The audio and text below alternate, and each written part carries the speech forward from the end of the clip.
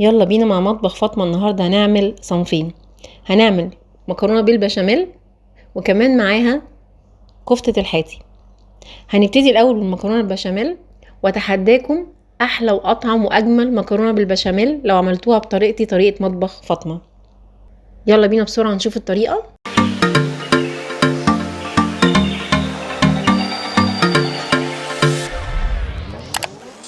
مساء الفل عليكم حبايبي، يا رب تكونوا في احسن حال واحسن صحه.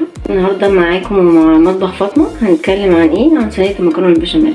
صينيه المكرونه البشاميل لما بنسمعها كلمه خط بس لا، ما نقلقش خالص، الموضوع بسيط ومش هياخد حاجه، واحنا بنشغل كله في وقت واحد على البوتاجاز، فهتلاقي نفسك في اقل نص ساعه عامله صينيه المكرونه. تعالوا مع بعض نشوف المقادير. عندي نص كيلو عصاج، بس انا كان متعصج عندي في الفريزر اصلا، فقلت استغله بدل ما يقعد فتره اطول، وفي نفس الوقت لما بعصج العصاج واشيله بيحل لي ازمه وقت. فعندي نص كيلو عصاج معمول بالطماطم. طب ايه العصاج اتعمل ازاي؟ اللي مش عارف الموضوع العصاج ده او مستصعبه، هتلاقي فيديو فوق دوسي عليه، هتلاقي الفيديو بتاع العصاج، والموضوع ابسط مما تتخيل. 5 دقايق تكون معصجه اللحمه. يبقى معانا نص كيلو عصاج، كيس مكرونه، تمام، مكرونه فرن عادي اهو، ده كيس، بس طبعا احنا عارفين ان الكيس 400 جرام بس. طب انا عايزه نص كيلو، فكان عندي شويه مكرونه باقيه من نوع تاني، بس لما تتسلق بتدي نفس الحجم بتاع المكرونه دي، وبالعكس بيبقى شكلها حلو في الصينيه للاولاد على فكره، تغيير يعني. بس انا لقيتها عندي بدل ما افتح كيس تاني او اشتري كيس مخصوص، رحت حاطه مقدار ال 100 جرام عشان يبقى معايا نص كيلو مكرونه. تمام.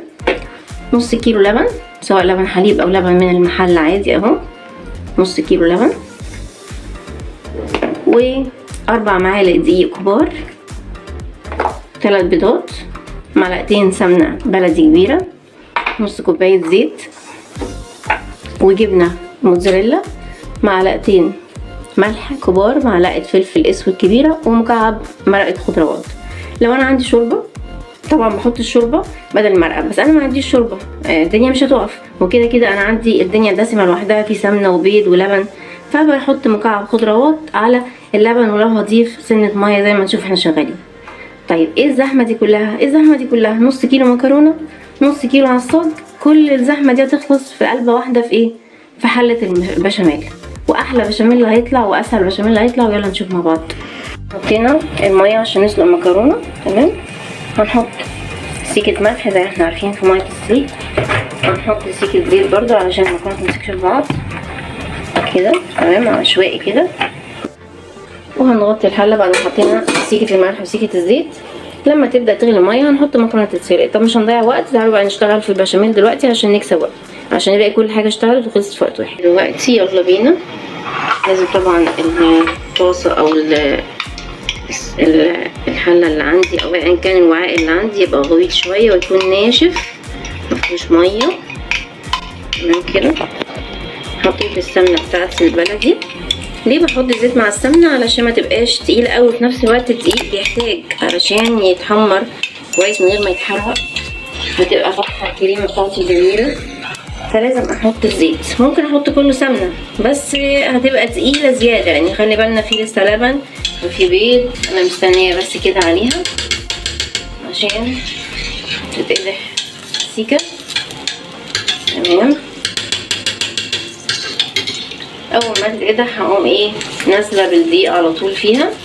قلنا 4 معالق كبيره دقيق او 5 زي ما تحبي، اللي بيحب البشاميل القليل يقلل طبعا. اقوم حاطه الدقيق دلوقتي،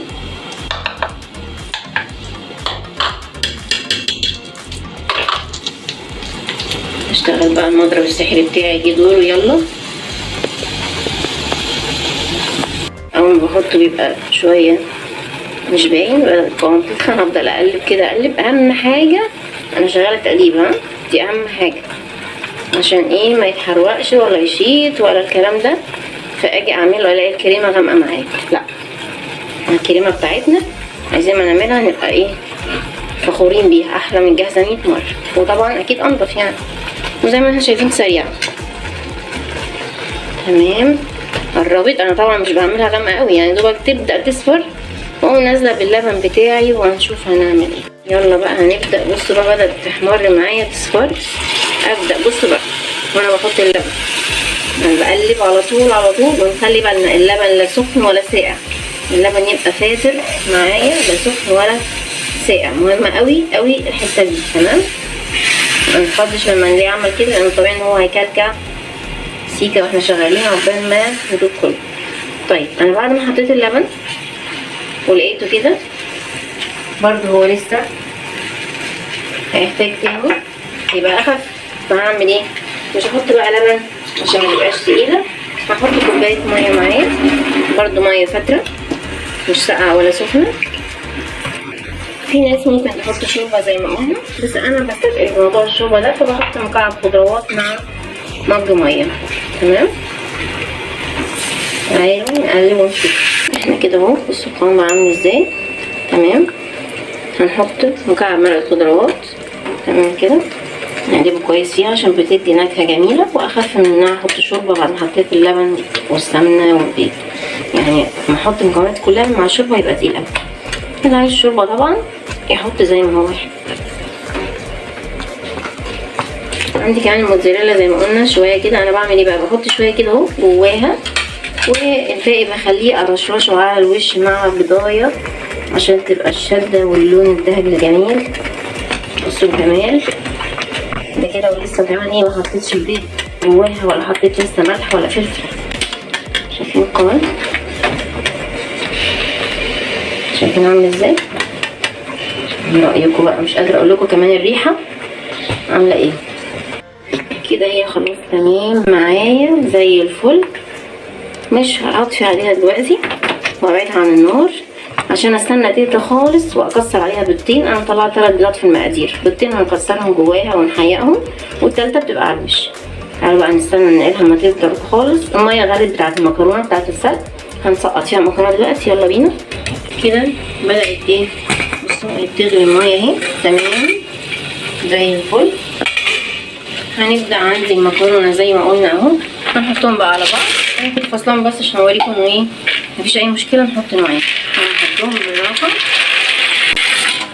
تمام، يلا نقلب عشان نغطيها ونوطي عليها تاخد سلقها. ما بتكملش يعني اقل من 10 دقايق تكون اتسلقت. هنشوف مع بعض. طبعا العصاج عشان عندي معمول تمام، بس لو بعصج في نفس الوقت مفيش مشكله. هشغل ال3 عيون، عين المكرونه وعين العصاج وعين البشاميل. الموضوع بيبقى سهل وبسيط. ابتدي اغطي. تمام خلاص كده. لما تبدا تغلي اوطي عليها. كده المكرونه اتسرقت بتاعتي اهي، بصبها بالمصفى. تمام، عايزه اقول لكم حاجه بقى. احنا لما بنعمل المكرونه العاديه الصلصه بتاعت الاكل لازم نشطف المكرونه كويس عشان تنزل اي نشا فيها. انا في البشاميل ما بعملش كده، يا دوبك هنديها حاجه بسيطه قوي، شطه ميه بسيطه قوي مش كتير. مش عايزه انزل كل النشا. ليه؟ عشان لما اجي اوصله انا مش بحط مكرونه كتير في الصينيه. يعني شوف يعني نص كيلو على صينيه مش صغيره، عشان ما بحبهاش تكون مكبوسه قوي او عاليه وملكومه، تبقى خفيفه.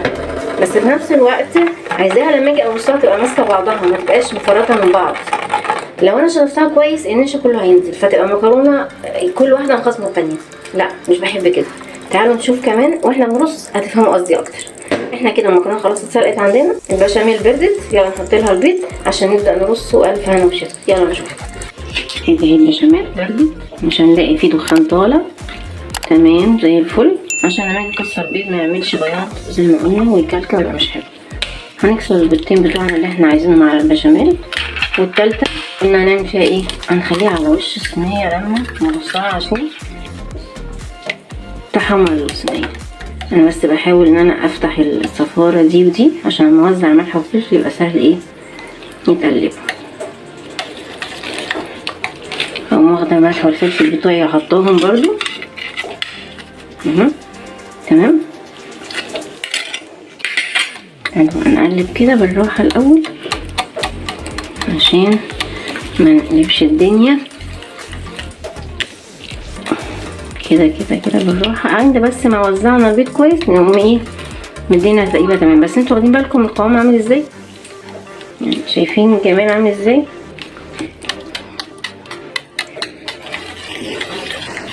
بصوا هبدا بقى ايه ازود التقليب عشان البيض يتوزع في كل البشاميل.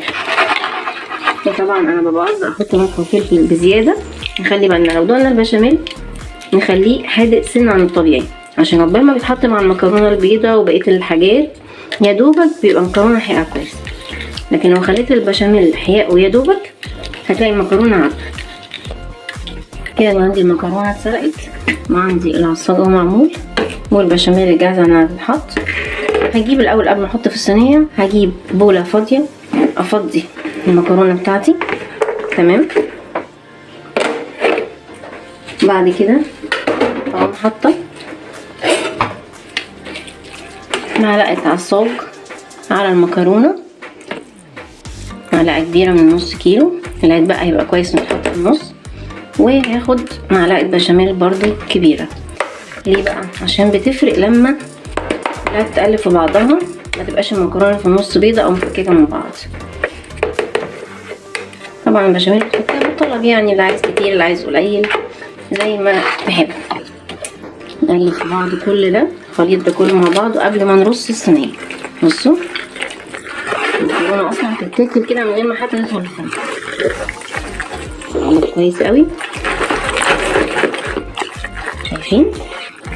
تمام كده بقى الموضوع معانا تمام وفل الفل. ماشي. تعالوا بقى عشان نبدا ايه خطوات رص الصينيه. كده بقى عندنا المكرونه اهي تمام، العصاج اللي هيتحط في النص والبشاميل. الصينيه علشان ما تلزقش فيها من تحت كنا الاول الناس تعمل زيت في الصينيه وبعدين دقيق وكلام من ده. لا، تعالوا جربوا معايا ان احنا نفرشها بالكريمه. ما هي الكريمه عباره عن ايه؟ زيت وسمنه ودقيق. بدل ما نقعد نعمل حوارات كتيره ونزهق نفسنا ونقدح في زيت وسمنه، جربوا الطريقه دي هتبقى طعمها احلى وهتأدي الغرض انها مش هتلزق في الصينيه وانتي بتقطعيها. هناخد نص كميه المكرونه. طبعا زي ما قلت لكم انا مش بحب احط كميه كتيره، فنص كيلو. وطبعا عشان الكيس 400 جرام فهحط شويه مكرونه من اي مكرونه عندي، او لو عايزين خفيف اكتر او صغننه ورقيقه نحط بس كفايه كيس 400 جرام. دي طبعا كلها راجعه لايه؟ للي انت عايزاه. كده نوزع اللي احنا اخدناه ده. تمام كده زي الفل. تعالوا ناخد العصاج بتاعنا نحطه باقي نص كيلو. احنا خدنا منه معلقه كبيره حطيناها فين؟ في المكرونه وقلبناها. طبعا انا بحب العصاج بتاع البشاميل يبقى بالطماطم، في ناس بتعمله من غير طماطم بتحس انه اخف، فبرضو دي ايه حسب ما انتي حابه ايه في البيت او متعودين على ايه. نكهته بتبقى طالعه جميله كده. ليه؟ وايه اللي بنحطه عليه. تعالوا نحط بقى بقيه الصينيه بتاعتي نملاها بالمكرونه.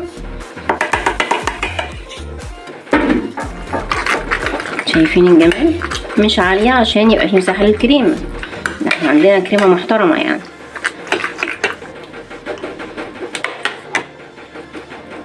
طبعا زي ما بقول لكم اللي بيبقى عايز طبقه رقيقه من الكريمه يبقى يعمل الكريمه اقل من كده.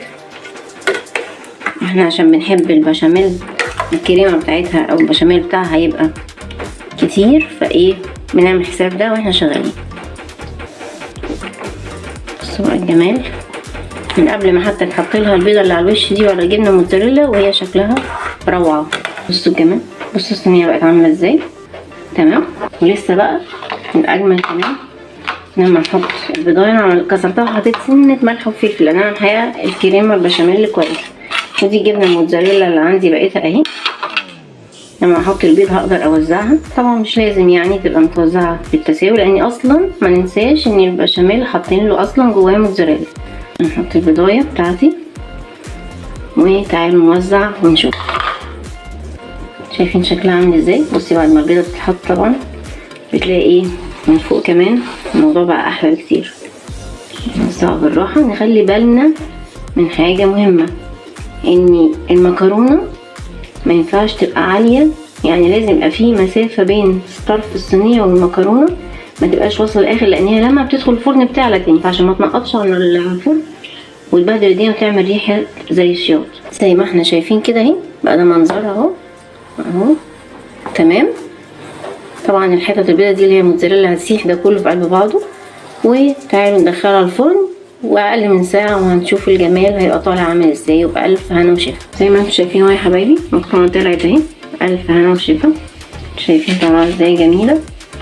هنستنى بس عليها شوية 5 دقايق تهدى شوية عشان نعرف نقطعها وتطلع قطعة ماسكة نفسها، والطعم ان شاء الله ان شاء الله هيعجبكم. ادي المكرونة عندنا طلعت، طبعا هي عشان لسه سخنة قوي فشكلها كده. بص الكريمة عاملة ازاي، اوريها لكم برضو البشاميل بتاعها عامل ازاي. طبعا لما بنستنى عليها تبرد شوية بتبقى ايه افضل كتير في التقطيع، بس هي عشان سخنة مش ماسكة نفسها. وبتزوقي الطبق بالشكل اللي انتي شايفاه حلو، وبالحاجات اللي عندك في البيت بالامكانيات بتاعتك انتي. وبألف هنا. مستنية رأيكم وتعليقاتكم، ان شاء الله هتعجبكم وتعجب الولاد، ومستنية اقتراحاتكم في الفيديوهات الجاية عايزين ايه معايا.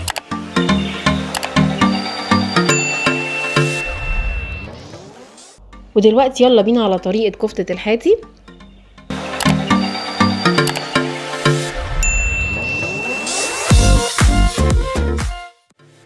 مساء الفل عليكم حبايبي. يا رب تكونوا بخير وبصحة جميلة. تعالوا نشوف النهاردة فاطمة مطبخها هيقدم لنا ايه. يلا تعالوا نشوف مع بعض. احنا النهاردة هنتكلم عن أكلة كلنا بنبقى نفسنا فيها قوي، بنحبها جدا، بس المشكلة انه ما بنحبش ساعات نجيبها من بره عشان ما بنبقاش ضامنين اللحمة بتاعتها ايه، او مثلا بنبقى تكلفتها بتبقى غالية علينا شوية، وكلنا كبار وصغيرين بنحبها وقيمتها الغذائية عالية جدا. النهاردة فاطمة هتعمل لنا في مطبخها كفتة الحاتي. يلا نشوف مع بعض. عندنا المقادير: كيلو لحمة مفروم طبعا من عند الجزار، تمام، ودي معرفاه انه عشان الكفتة لان لازم يبقى فيها سن الدهن عشان تبقى حلوة تتعمل. بيضتين، بصلتين كبار مبشورين ناعم قوي، ممكن لو عايزاه انعم من كده كمان، وبقسماط مطحون ده هنحطه بالطلب حسب ما نشوف قوام الكفتة معانا، وحتتين فحم، والتوابل اللي عندي: ملح، فلفل اسود، توم بودرة، بصل بودرة، بهارات الكفتة او بهارات اللحمة، او لو ما عندكيش توم بودرة وبصل بودرة وبهارات، في 7 بهارات، اي حاجة عندك ممكن تستغليها وتحطيها، مش لازم تكوني ملتزمة بان ايه اللي يتحط، اهم حاجة تدي النكهة الحلوة للكفتة. يلا بينا نشوف هنعمل ايه. عندنا كيلو المفروم اهو بتاعي، تمام، اكون صافيه كويس جدا، طبعا ما يكونش سايح بقاله كتير وما يكونش متجمد في التلج، يبقى مناسب، يعني لو شايفين كده القوام بتاعه يبقى مناسب، تمام، وناشف خالص ونضيفه زي الفل. هنزل بالبصلتين الكبار بتوعي يكونوا مبشورين ناعمين، في ناس بتحب تحطها تبقى زي ميه البصل كده ناعم قوي او تاخد ميته، بس انا بحب البصل يبقى ناعم بس يبقى باين، وانتي بتاكلي الكفته يبقى باين اهو كده. قلب كويس قوي كده، تمام.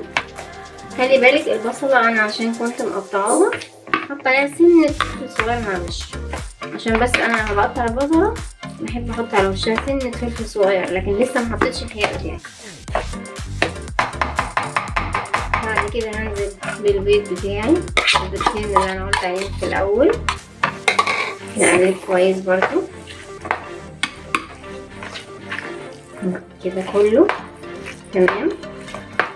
ودلوقتي هنعرف ليه بنحط البقسماط حالا. لما نخلص تقليب البيض هنشوف. طبعا لما ابدا كده اوزعه بسيط، ابدا احط التوابل بتاعتي كلها، انزل بيها كلها كده، تمام.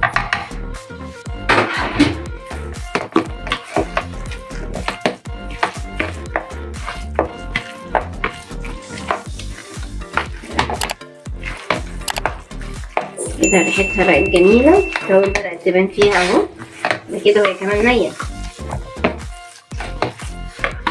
طبعا لما بتبقى الكفتة معمولة بشكل نظيف، غير ان طبعا كناحية توفير بتكون موفرة عن بره ومضمونة، بتكون حاجة مغذية جدا لولادنا لما نعملها لهم جنب اي حاجة. انا دلوقتي كده قلبت، بس لو تلاحظوا هتلاقوا ان الكفته مش ماسكه نفسها، لما اجي اعملها اصبعها وادخلها الفرن مش ماسكه نفسها، فعشان كده بعمل ايه؟ بنحط سنه بقسماط مطحون. هنبدا الاول نرشش كده معلقتين كده او 3 معالق، وتعالوا نقلب ونشوف هوريكم ازاي تقدروا تحكموا اذا كان البقسماط ده كويس ولا. اهم حاجه احنا مش عايزين نحط بقسماط كتير عشان ما نحسش ان اللحمه نفسها طعمها وحش يعني بتاكلي عيش. فهنعمل ايه؟ احنا بنقلب اهو. بصوا بدات تمسك نفسها ازاي، شايفين؟ زي ما احنا شايفين اهو بدات ايه تبقى ماسكه نفسها وزي الفل. عشان تعرفي ان تمام احنا كده حطينا 4 معالق بقسماط مطحون على فكره، ماشي كده قوامها بقى تمام. طب عايزه اعرف اذا كان القوام بقى كويس ولا لا، وفي نفس الوقت مش عايزه افضل احط بقسماط مطحون كاني بعمل عيش مش كفته. همسك حته كده في ايدي اهو، بصوا المنظر كاني انا طبعا لما اجي اصبع على قلم او عصايه خشب مخصوص الموضوع ده. هنشوف ازاي مادام بعمل كده ما بفرولش في ايدي، ده كده من غير قلم كمان. مادام ماسكه نفسها كده يبقى تمام، يبقى مش هتفك منك. شايفين؟ طول ما هي بتديني كده مش هتفك. وفي نفس الوقت ما بقتش عامله زي العيش اهي. انا مش حاطه كتير، انا حاطه 4 معالق مش مليانين قوي بقسماط مطحون عشان بس تمسك نفسها بعد البيت زي ما انتم شايفين اهو. بصوا تمام. طيب في حاجه بقى عايزه اقول لكم عليها مهمه. احنا دلوقتي اللي بيعجبنا في كفته الحاتي ايه بره في الشارع؟ النكهه بتاعتها. ده لان هما بيبقوا حاطين فحم فيها تمام، نحط عليه سن الدهن تدي النكهه دي. طب ما احنا نعمل ده، مش صعب ابدا ان احنا نعمل ده. تعالوا نشوف هنعمل ايه. هنفضي مكان كده، نوسع مكان. طبعا انت بعد ما عملنا دوت اكيد هنسيبها ساعتين عشان تاخد حقيقها قبل ما نصبعها ونسويها. يعني قبل ميعاد الاكل بساعتين 3 تعملي العجينه بتاعتك تحطيها في الثلاجه في الرف، بعد كده تصبعيها وبألف هنا وشفا. هنعمل ايه؟ انا دلوقتي بعمل ايه؟ بفضي مكان عشان احط حاجه فيها زيت اصفي فيها الفحمه. عندك حاجه من الاثنين زي ما تحبي، اما تستني لما تستوي وتعملي حركه الفحمه دي ترصيهم في طبق وتعملي فحمه، اما وهي نيه. انا ليه بفضل وهي نيه؟ انا مثلا دلوقتي بتكلم في كيلو واحد بس. طب افرض انا عندي عزومه وجايبه 3 كيلو كفته، هفضل بقى كل صاج اسويه او مطفي فيه فحمه؟ لا، ال3 كيلو هيبقوا مع بعض موجودين مثلا في البوله بتاعتي اهو، وبعد كده افضلهم مكانها اطفي الفحمه واسوي الكميه اللي انا عايزاها. يبقى انا كده الفحمه واحده طفيتها في كل الكميه. فعشان كده انا بطفي الفحمه الاول قبل ما تستوي، وده اسهل حاجه. تعالوا نشوف مع بعض. دلوقتي هنولع على الفحم تمام. هجيب معلقه ناشفه وهحط عندي حتتين فحم كده على الطرف في الجناب كده عشان النار تمام، مش كتير. طيب قبل ما يتولع الفحم يبدأ يسخن، تعالوا نشوف هنعمل ايه. طيب قبل ما الفحم عندي يتعمل ويبقى تمام التمام، هنظبط له المكان بتاعه هنا، هنعمل له البيت بتاعه هنا اهو. لو انا عندي طبق ألمونيا او صاج او اي حاجه صغننه نحطه في النص هنا وفيه شويه زيت عشان نطفي فيه الفحم. طب انا ما عنديش، هو على فكره انا عندي بس انا عايزه اوريكم لو حد ما عندوش يعمل ايه. هنعمل كده اهو، اي ورقه فويل عندي اهي هنعملها زي طبق، نعمل كده تمام. مجرد ما تعملي المنظر ده كده، يعني مش كله عنده اطباق صغننه ينفع يتحط فيها الفحم. انا كده عملت ايه؟ عملت طبق ماشي. تعالوا نشوفوا اكتر هيبان هنا. انا كده عملت الفحمه اللي هعملها بيت. هحط شويه زيت اهو تمام، هحط شويه زيت واشوف الفحمه بتاعتي وصلت لكده. وانا بحط الزيت اخلي بالي ما يجيش على الكفته. شايفين عمر الزيت ما هينزل من الورقه الفويل لان انا بحطها كذا طبق. وبرده قبل ما اجيب الفحمه بتاعتي عشان عندما احطها لازم اقفل عليها، يبقى انا لازم اشوف غطا اظبط ان انا اغطي ازاي العلبه بتاعتي او البوله بتاعتي. لو ملهاش غطا زي دي بعمل كده، لو ليها غطا بغطيها بغطا. هعمل كده عشان اول ما احط الفحمه على طول اقوم مغطيه واسيبها 5 دقايق وبعد كده اقوم شايلاها في علبه في الثلاجه. تعالوا نشوف الفحمه كده يلا مع بعض كده. تمام تمام تمام تمام زي الفل بالظبط كده اهو. يلا بينا عشان اكتر من كده الفحمه هتيجي علينا. يلا بصوا بقى، اول ما اعمل كده اهو شايفين لازم اقفل على طول، لازم اقفل على طول لازم. انا ما كانش في مجال يمكن تشوفوا الدخانه اللي طالعه من الفحمه، بس عشان لو انتوا قبل ما تشوفوا الدخانه هيبقى كده خلاص ملهاش معنى. لازم تحطي الفحمه تكتميها على طول بالمنظر اللي احنا شايفينه ده. ممكن نحط عليها كمان غطا علشان تفضل محكوم 5 دقايق، ونشيلها نحطها في علبة في التلاجة 3 ساعات، وبعد كده نصبع وبألف هنا. كده فات 5 دقايق، نفتحها نطفي. ريحتها وهمية، مش قادرة اقول لكم كمان ريحتها عاملة ازاي. هنشيل ده بقى، بصوا ولا نقطة زيت وقعت، يعني انا مقفلة كويس على الفحمة. تمام. المفروض ان انا احطها في التلاجة 2 3 كده عشان تاخد الحياء. بس عشان احطها في التلاجة هنقلها في علبة بواطة عشان ما تعملش ريحة في التلاجة، وفي نفس الوقت ايه ريحتها تفضل فيها. مينفعش احطها في حاجة مش مقفولة كويس. انا بعمل كده بس عشان كلها تاخد تدي مع بعضها.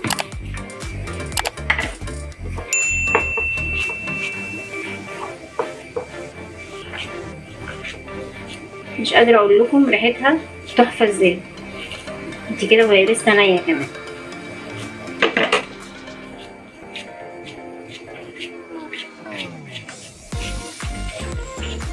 حتى ملمسها فظيع، هيبان اوي لما نيجي نعمله بالقلم او عصاية الخشب. هتلاقي ان هي لا بتفرول معاكي ولا بتتهري منك، وحتى ما تستوي هتلاقي نفسك بتطلعي الصباع حلو. شايفين؟ هنغطيها 2 3 ونكمل تصبيع.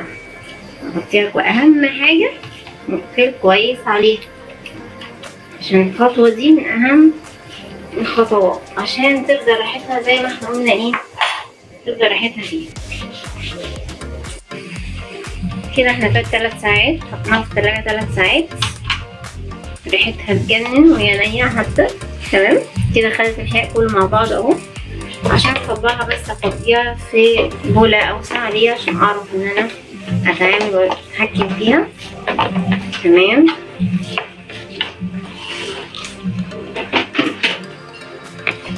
شايفين اهو شكلها.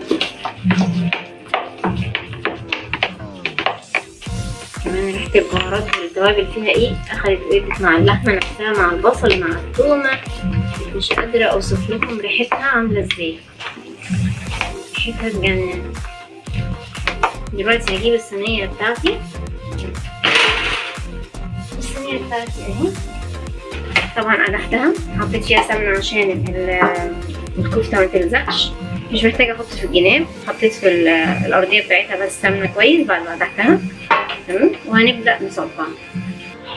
هبدأ بقى اصبع. طبعا ممكن يبقى فيه لو عندك القلم الخشب ده او العصاية الخشب دي، انا جايباها عشان الكفتة بس. لو مش عندك، في ممكن قلم رصاص يكون مش مبري، يكون جديد عشان مادة الرصاص ما تجيش في الاكل. تمام. نعملها كورة كده وابدأ. بصوا الجمال بقى، بصوا ماسكة نفسها ازاي، ولا هترسم منك ولا تفرول ولا اي حاجة خالص. طبعا تحاولي تظبطي ايدك ان تبقى الكورة قد بعض المقاس بتاعهم عشان تطلع الصوابع بتاعت الكفتة قد بعض بقدر الامكان.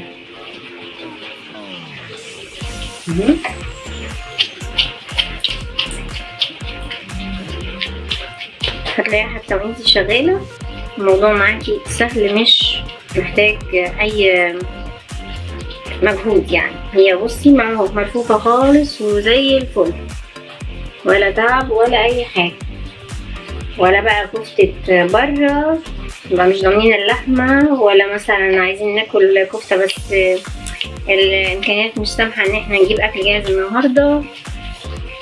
احلى اكل البيت. طبعا وانتي شغالة ممكن تلاقي حتة زيادة، حتة ناقصة، عشان تطلعيها زي بقية الصوابع، فدي بتبقى حتة ايه سنس منك انتي بقى على حسب ما انتي شايفة. ما خدش الموضوع وقت خالص خالص.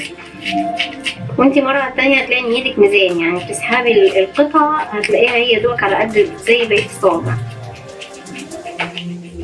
حتى لو ما ظبطتش معاكي اول مرة ان طول واحد او سمك واحد، هو سمك واحد هتظبط لان احنا بنعمل بالقلم او بالعصاية الخشب دي. فحتى لو اطول شوية بتاع هتعرفي تظبطي دنيتك مرة على التانية. اهم حاجة ان القوام هيبقى معاكي كويس عشان ما تفرولش منك. بكده نبقى عملنا الصينية بتاعتنا اهي. زي الفل.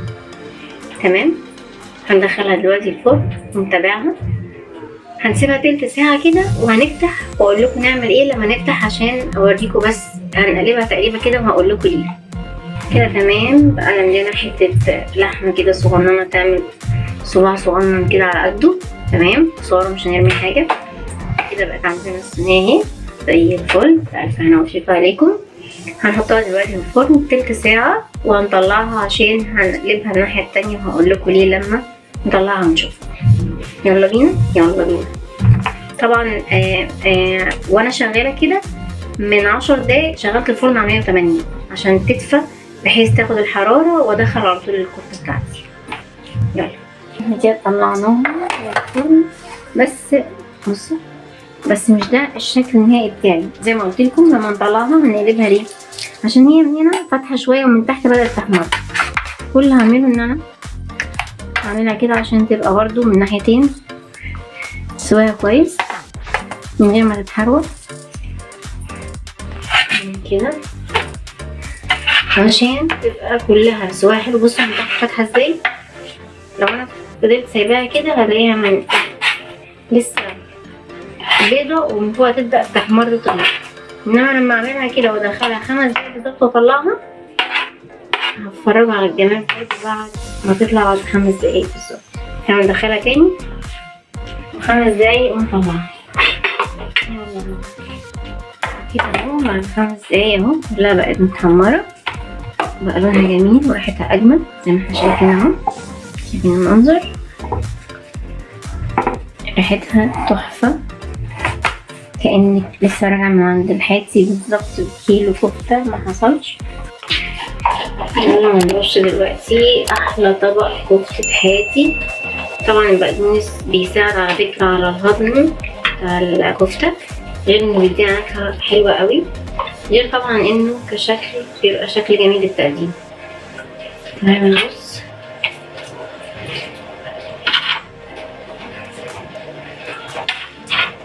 بص الصباع ماسك، الصباع طالع ماسك نفسه ازاي. شايفين المنظر،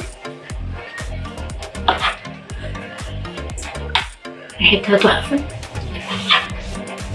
وبعدين كمان عشان معمولة بالقلم فمن جواها مفرغة، مش مكبوسة، مش تقيلة، مش ما تحسيش ان هي تلكم لما تيجي تاكليها او ياكلها. تلاقي الموضوع سهل.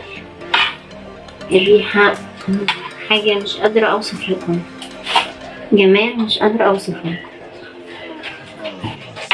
طبعا بقى انت بتبصي بالطريقة اللي تعجبك، بتزوقي بالشكل اللي يعجبك، بتحطي الحاجة اللي انت حباها. كل واحد حسب ما هو يحب.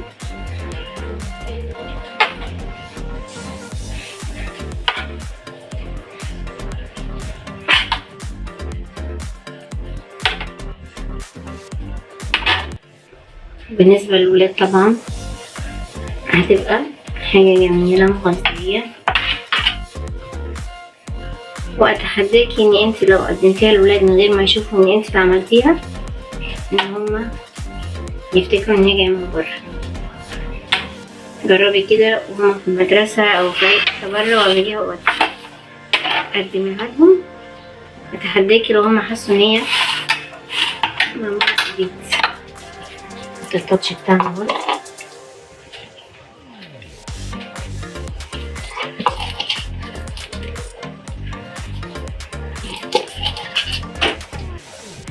وبألف هنا وشفا عليكم حبايبي. يا رب يكون الفيديو عجبكم. الطريقة سهلة جدا زي ما احنا شفنا، ما بتاخدش وقت ولا مجهود. الكفتة طالعة ماسكة نفسها وجميلة، ريحتها تحفة. استناكم واستنى تعليقاتكم، واستنى كمان اقتراحاتكم ولو عايزين ايه تاني مع فاطمة مطبخها. ألف هنا عليكم.